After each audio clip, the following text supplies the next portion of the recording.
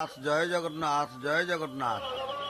আজি এই পরম পুণ্য পাবন খণ্ডরে আজি লক্ষ লক্ষ লোক সমস্তে আসিছন্তি। সেমানকর লক্ষ্য কোণ, জীবনর লক্ষ্য প্রকৃতরে কোণ হওয়া দরকার আপন দেখিবে যে যেতবে ইন্দ্রদ্যুম্ন মহারাজ অশ্বমেধ যজ্ঞানুষ্ঠানର ଆୟୋଜନ କଲେ, ସହସ୍ର ସଂଖ୍ୟକ ଅଶ୍ୱମେଧ ଯଜ୍ଞାନୁଷ୍ଠାନର ଆୟୋଜନ କଲେ। ସେତେବେଳେ ଇନ୍ଦ୍ର ନିବେଦନ କରି କହୁଛନ୍ତି, ହେ ପ୍ରଭୁ, ଯେ ପର୍ଯ୍ୟନ୍ତ ଏହି ସହସ୍ର ଯଜ୍ଞ ଅନୁଷ୍ଠିତ ହେଉଥିବ ସେ ପର୍ଯ୍ୟନ୍ତ ଆପଣ ଦେବତାମାନଙ୍କ ସହିତ ଏହି ସଭା ମଧ୍ୟରେ ଅବସ୍ଥାନ କରନ୍ତୁ। ମୁଁ ଆପଣଙ୍କ ପଦ ପାଇବା ବାସନାରେ ଜାଗ ଇଚ୍ଛା କରିନାହିଁ। ପ୍ରଭୁ ନୀଳମାଧବ ଏ ସ୍ଥାନରୁ ଅନ୍ତର୍ହିତ ହୋଇଯାଇଛନ୍ତି। ଇନ୍ଦ୍ରଦ୍ୟୁମ୍ନ କହୁଛନ୍ତି, ଇନ୍ଦ୍ର ଭଗବାନଙ୍କୁ କହୁଛନ୍ତି, ଇନ୍ଦ୍ରଦ୍ୟୁମ୍ନ କହୁଛନ୍ତି ଦେବରାଜ ଇନ୍ଦ୍ରଙ୍କୁ ଯେ ହେ ଦେବେନ୍ଦ୍ର, ମୁଁ ତାହାଙ୍କର ପୁନଃ ପ୍ରକାଶ ନିମନ୍ତେ ଚତୁରାନନ ବ୍ରହ୍ମାଙ୍କ ଅନୁମତି କ୍ରମେ ସହସ୍ର ଅଶ୍ୱମେଧ ଯଜ୍ଞ କରିବି। ତାଙ୍କର ଆବିର୍ଭାବ ଦ୍ୱାରା ଆପଣମାନଙ୍କର ମଧ୍ୟ କଲ୍ୟାଣ ହେବ। ଦେବରାଜ ଇନ୍ଦ୍ର କହିଲେ, ହେ ମହିପତେ, ତୁମେ ସେହି ପ୍ରଭୁ ଭକ୍ତବତ୍ସଳ ବୈକୁଣ୍ଠନାଥଙ୍କ ପ୍ରୀତ୍ୟର୍ଥେ ଏହି କାର୍ଯ୍ୟ ସମ୍ପାଦନ କର। ଏହାଦ୍ୱାରା ଆମ୍ଭମାନଙ୍କର ମଧ୍ୟ କଲ୍ୟାଣ ହେବ। ଖାଲି ଯେ ଭକ୍ତମାନଙ୍କର କଲ୍ୟାଣ ହେବ, ମାନବ ଜାତିର କଲ୍ୟାଣ ହେବ ତା ନୁହଁ। କାହିଁକି ଦୁରାରାଧ୍ୟ ହି ଭଗବାନ ଅସ୍ମାକଂ ଭକ୍ତବତ୍ସଳଃ ବୟମପ୍ୟତ୍ର ଦେବତ୍ୱଂ ତ୍ୟକ୍ତ୍ୱା ଭକ୍ତିପରାୟଣଃ ଆରାଧୟାମ କ୍ଷେତ୍ରେସ୍ମିନ୍ ବିନୀତା ନରରୂପିଣଃ। ସ୍କନ୍ଦ ପୁରାଣରେ ସପ୍ତଦଶ ଅଧ୍ୟାୟରେ ଦେବରାଜ ଇନ୍ଦ୍ରଙ୍କର ଇଏ ହେଉଛି ଉକ୍ତି ଯେ ଭକ୍ତବତ୍ସଳ ଭଗବାନ ଆମମାନଙ୍କ ପାଇଁ ଦୁରାରାଧ୍ୟ। ଆମ୍ଭେମାନେ ଏହି କ୍ଷେତ୍ରରେ ଦେବ ବିଗ୍ରହ ପରିତ୍ୟାଗ ପୂର୍ବକ ନରରୂପୀ ହୋଇ ବିନୟ ଭକ୍ତି ସହକାରେ ଭଗବାନ ଜଗନ୍ନାଥଙ୍କୁ ଆରାଧନା କରିବୁ। ଇଏ ଆମମାନଙ୍କର ଲାଭ ହେବ। କିଏ କହିବ ଏଇ ଯେଉଁ ମନୁଷ୍ୟମାନେ ଆସିଛନ୍ତି ଲକ୍ଷ ଲକ୍ଷ ସଂଖ୍ୟାରେ, ଅଗଣିତ ସଂଖ୍ୟାରେ, ଅସଂଖ୍ୟ ସଂଖ୍ୟାରେ ଯେଉଁମାନେ ଆସିଛନ୍ତି, ଏକତ୍ରିତ ହୋଇଛନ୍ତି ମହାପ୍ରଭୁଙ୍କର ମିଳନ ପାଇଁ, ମହାପ୍ରଭୁଙ୍କ ଦର୍ଶନ ପାଇଁ, ସେମାନଙ୍କ ମଧ୍ୟରେ ଏ ଦେବତାମାନେ ମଧ୍ୟ ନର ରୂପରେ ଆସିନାହାନ୍ତି ବୋଲି କ'ଣ କହିହେବ? ଆପଣ ଥରେ ଚିନ୍ତା କରି ଦେଖନ୍ତୁ। ଇଏ କମ୍ କଥା ନୁହଁ। ଇନ୍ଦ୍ରଦ୍ୟୁମ୍ନ ମହାରାଜଙ୍କ ପାଇଁ ସିଏ ତ ଚାଲିଗଲେ ବ୍ରହ୍ମଲୋକକୁ, କିନ୍ତୁ ତାଙ୍କର ସବୁଠୁ ବଡ଼ ଅବଦାନ କ'ଣ ରହିଲା? ଆପଣମାନେ ଆଜି ଏଇ ଯେଉଁ ଦ୍ୱାଦଶ ଯାତ୍ରାର ଯେଉଁଥିରେ ଦୁଇଟି ମହାନ ଯାତ୍ରା, ଯେଉଁଥିରେ ମହାପ୍ରଭୁ ସ୍ୱୟଂ ଲୀଳା କରିବା ପାଇଁ ଆଗୁସାର ହେଲେ, ଆଗଭର ହେଲେ ଏବଂ ସ୍ୱୟଂ ପ୍ରତ୍ୟକ୍ଷ ଭାବରେ ଅଂଶଗ୍ରହଣ କଲେ। ସ୍ନାନ ଗୁଣ୍ଡିଚା ବେନି ସ୍ୱୟଂ ଲୀଳା ଯାର, ସେହି ଲୀଳାକୁ ଦର୍ଶନ କରିବା ପାଇଁ ଆଜି ଭକ୍ତମାନେ କେମିତି ଆସିଛନ୍ତି। ଆଉ ଏଇ ଯେଉଁ ଶ୍ରୀ ଜଗନ୍ନାଥଙ୍କର ପରମ ପାବନ ଘୋଷଯାତ୍ରାର ଏ ଯେଉଁ ବିଚିତ୍ର ପର୍ବ, ଏ ଯେଉଁ ସୁନାବେଶର ଅପୂର୍ବ ଆୟୋଜନ, ଏ ଭବ୍ୟ ଦୃଶ୍ୟ ଅବଲୋକନ କରିବା ପାଇଁ, ମହାପ୍ରଭୁଙ୍କୁ ଦର୍ଶନ କରିବା ପାଇଁ ଭଗବାନ ବଳଭଦ୍ର, ମା ଜଗଜ୍ଜନନୀ ସୁଭଦ୍ରା ଏବଂ ମହାପ୍ରଭୁ ଜଗନ୍ନାଥଙ୍କର ଏହି ସୁବର୍ଣ୍ଣ ମଣ୍ଡିତ ବେଶକୁ ଦର୍ଶନ କରିବା ପାଇଁ ଦେବତାମାନେ ମଧ୍ୟ ନରରୂପରେ ଧରାକୁ ଆଗମନ କରିଛନ୍ତି। ଏକଥା ପୁରାଣରେ ଯେଉଁ ସଙ୍କେତ, ସେ ସଙ୍କେତରୁ ଆମେ ବୁଝିପାରୁଛେ। ଏବଂ ପ୍ରଭୁଙ୍କର ଏହି ରୂପକାନ୍ତିକୁ ଟିକେ ଆପଣ ଦେଖନ୍ତୁ। ସତ ଯେମିତି କଳା ଅଞ୍ଜନ କିଏ ବୋଳି ଦେଇଛି କି, ସତ ଯେମିତି ଇନ୍ଦ୍ରନୀଳମଣିର ଅପୂର୍ବ ଘନ କାନ୍ତି ତାଙ୍କ ଦେହରେ ଗୋଳା ହୋଇଛି କି? କାରଣ ସୁଧାର ଅନୁଭବ, ଆନନ୍ଦର ଅନୁଭବ, ଆହ୍ଲାଦର ଅନୁଭବ, ମାଦକତା ଏବଂ ପ୍ରେମ ମିଳନର ଅପୂର୍ବ ଅନୁଭବ ତାଙ୍କ ଦର୍ଶନରେ ସୁଲଭ ହୋଇଯାଉଛି। କଳା କଞ୍ଜ ଦଳା ଅଞ୍ଜନ ମର୍କତ ଇନ୍ଦ୍ରନୀଳମଣି ଘନ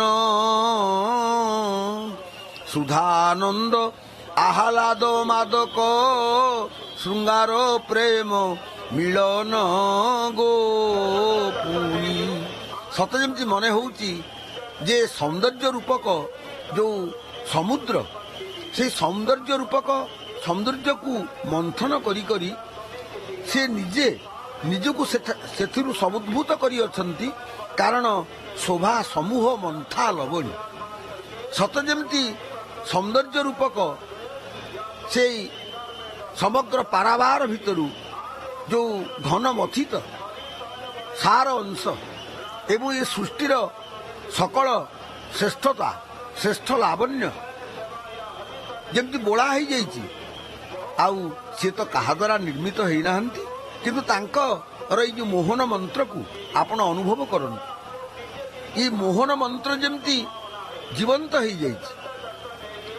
ପାହି ଗୋବିନ୍ଦ ବ୍ରଜାନନ୍ଦ ଅଜ ଜଗଦନ୍ତର ମୋହନ ମନ୍ତ୍ର, ସତେ ଯେମିତି ସେ ମନ୍ତ୍ରରେ ମନ୍ତ୍ରିତ କରି ଆମ ସମସ୍ତଙ୍କୁ ଆକର୍ଷିତ କରିଅଛନ୍ତି ଏବଂ ତାଙ୍କରି ମୋହନ ମନ୍ତ୍ରରେ ଆମେ ତାଙ୍କ ଲଳିତ ମାଧୁର୍ଯ୍ୟର ସେଇ ପାରାବାର ଭିତରେ, ଲଳିତ ପାରାବାର ଭିତରେ, କଳିତ ପାରାବାର ଭିତରେ ଏବଂ ତାଙ୍କର ନାମ, ତାଙ୍କର ରୂପ, ତାଙ୍କର ଲୀଳା, ତାଙ୍କର ଧାମ, ଏ ସବୁର ମହିମାରେ ଆମେ ସମ୍ମିଳିତ ହୋଇଯାଇଛେ। ଏବଂ ସେଠି ସତ ଯେମିତି ମନେ ହେଉଛି ତାଙ୍କର ଯେଉଁ ଅପୂର୍ବ ନେତ୍ରଦ୍ୱୟ, ସତ ଯେମିତି ମନେ ହେଉଛି ଯେ ସିଏ ଦୁଇଟି ମୋକ୍ଷର ଅପୂର୍ବ କ୍ଷେତ୍ର। ଏଇ ଦୁଇଟି ମୋକ୍ଷର ଅପୂର୍ବ ଯେଉଁ କ୍ଷେତ୍ର, ଇଏ ତ ସହଜ ଶ୍ରୀକ୍ଷେତ୍ର ଏବଂ ଶ୍ରୀକ୍ଷେତ୍ରର ଇଏ ଦୁଇଟି ଅପୂର୍ବ ତୀର୍ଥ, ଅପୂର୍ବ କ୍ଷେତ୍ର, ସେ ନେତ୍ରଦ୍ୱୟ ଏବଂ ଯାହାର ତୁଳନା ନାହିଁ। ଭଗବାନ ଆଜି ଭକ୍ତମାନଙ୍କ ଭିତରେ ସୃଷ୍ଟି କରିଛନ୍ତି ଗୋଟେ ଭାବର ଯେମିତି ପ୍ରଳୟ, ଭାବର ଅପୂର୍ବ ବନ୍ୟା। ସତ ଯେମିତି ମନେ ହେଉଛି ସିଏ ତ ନିଜେ ହେଉଛନ୍ତି ବ୍ରହ୍ମ ସମୁଦ୍ର। କୃପା ପାରାବାରୋ ସଜଳ ଜଳଧରୋ ଶ୍ରେଣୀ ରୁଚିରୋ, ସିଏ ନିଜେ ହେଉଛନ୍ତି ସମୁଦ୍ର। ଆଉ ସେପଟେ ଗର୍ଜୁଛନ୍ତି ତୀର୍ଥରାଜ ମହୋଦଧି, ସେପଟେ ମଧ୍ୟ ସମୁଦ୍ର। ଏବଂ ଆପଣମାନେ ଦେଖୁଛନ୍ତି ବଡ଼ଦାଣ୍ଡରେ ଇଏ ଲୋକମାନେ, ଇଏ ମଧ୍ୟ ଛୁଟି ଆସିଛନ୍ତି ଜନସମୁଦ୍ର। କିନ୍ତୁ ସବୁଠୁ ଅସଲ କଥାଟି ହେଉଛି ଇଏ ସବୁ ଭିତରେ ଗୋଟିଏ ସୁନ୍ଦର ସମୁଦ୍ରଟିଏ ପରିଦୃଷ୍ଟ ହେଉଛି, ତାହା ହେଉଛି ଭାବ ସମୁଦ୍ର।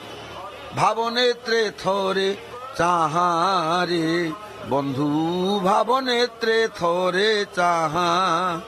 ଆପଣ ଯଦି ଭାବନେତ୍ରରେ ଦେଖିବେ, କାରଣ ଆମେ ଏ ପର୍ଯ୍ୟନ୍ତ ଯେଉଁ ଅଜ୍ଞାନ ବୃକ୍ଷ ଭିତରେ ଆତଯାତ ହେଉଥିଲେ, ଆପଣ ଦେଖିବେ ଯେ ଏଇ ଯେଉଁ ଅଜ୍ଞାନ ବୃକ୍ଷ, ୟାର ବିଜୟ ଏବଂ ଗଣ୍ଡି ହେଉଛି ଅହମ୍।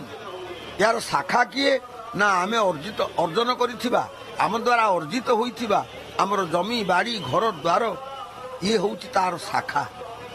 ଏ ଯେଉଁ ଅଜ୍ଞାନ ରୂପକ ବୃକ୍ଷ, ଯାହାର ବିଜୟ ଏବଂ ଗଣ୍ଡି ହେଉଛି ଅହମ୍, ଯାହାର ଶାଖା ହେଉଛି ଜମିବାଡ଼ି ଘରଦ୍ୱାର, ଆଉ ତାର ପ୍ରଶାଖା ହେଉଛି ଆମର ସ୍ତ୍ରୀ ଏବଂ ପିଲାପିଲି। ଏବଂ ଆପଣ ଦେଖିବେ ତାର ପତ୍ରରାଜି ହେଉଛି ପାର୍ଥିବ ସମ୍ପଦ। ଆଉ ତାର ଫୁଲ ହେଉଛି ପାପ ଏବଂ ପୁଣ୍ୟ। ଆଉ ତାର ଫଳ ହେଉଛି ସୁଖ ଏବଂ ଦୁଃଖ।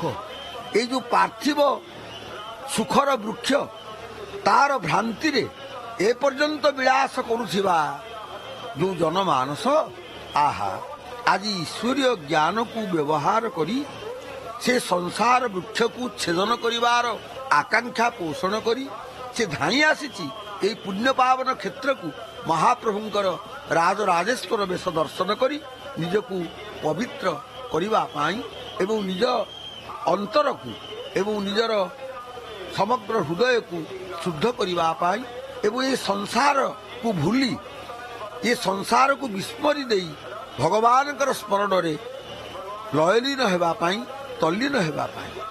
ଆପଣମାନେ ସମସ୍ତେ ଜାଣନ୍ତି ଯେ ଏ ଜଗତର ଏମିତି ଗୋଟେ କ୍ଷେତ୍ର ଆପଣ ଦେଖୁଛନ୍ତି ଯେ କୋଟି ବ୍ରହ୍ମାଣ୍ଡରେ ଏମନ୍ତ ଠାକୁର ଥିବାର ଶୁଣିଛ କାହିଁ? କିଞ୍ଚିତ ଲୋକ ହିଁ ପରମ ପଦ ହିଁ ଲଭନ୍ତି ଯାହାକୁ ଚାହିଁ। ଆପଣ ଦେଖନ୍ତୁ